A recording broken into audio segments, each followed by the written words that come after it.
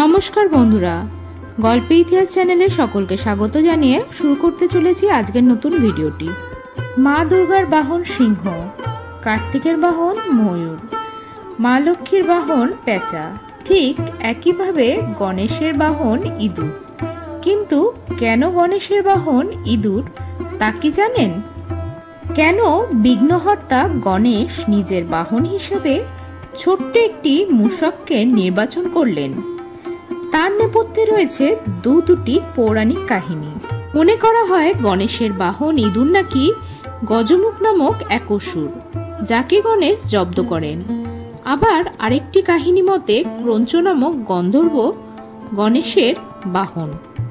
পৌরাণিক কাহিনী অনুযায়ী গজমুখ নামক এক অতি ভয়ঙ্কর ও শক্তিশালী অসুর ছিল।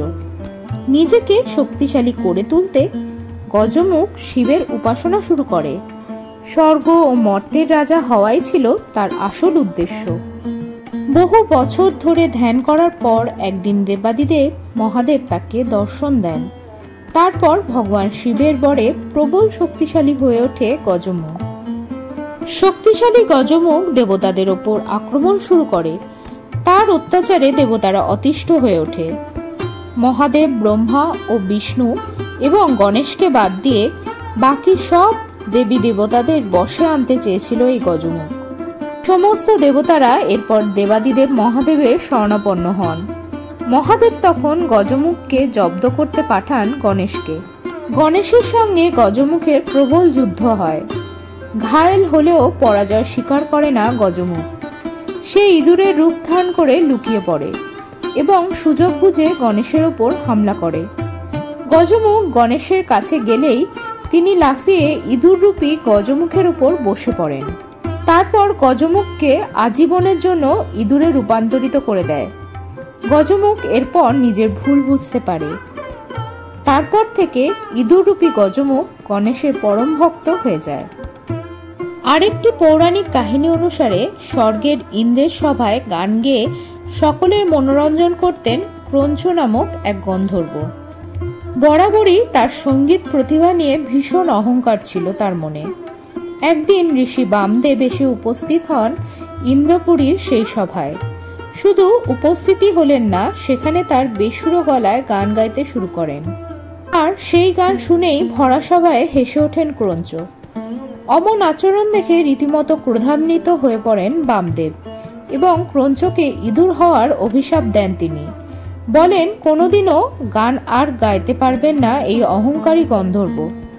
কিন্তু ইঁদুর হয়ে জন্মেই ক্রঞ্চ অতীতের সব কথা ভুলে যায়।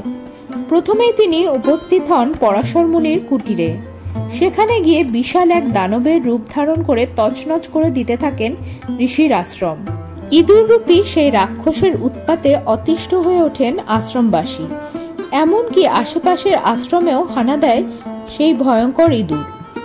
এরই মাঝে একদিন গণেশ এসে উপস্থিত হন পরাশর মুনির কুটিরে। সেখানে এসে জানতে পারেন এই বিশালাকার ইঁদুরের কুকীর্তির কথা। তখন স্বয়ং গণেশ তাকে ধরতে উদ্যত হন। গণেশের বুদ্ধির কাছে পরাস্ত হতে বাধ্য হয় সেই ইঁদুর।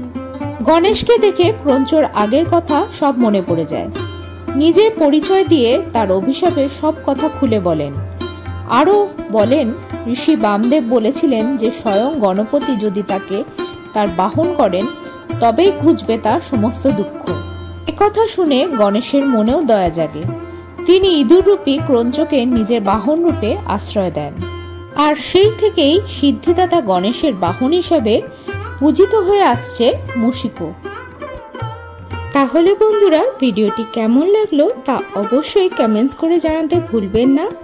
সাথে থাকুন, পাশে থাকুন গল্পের ইতিহাস চ্যানেলের। নমস্কার।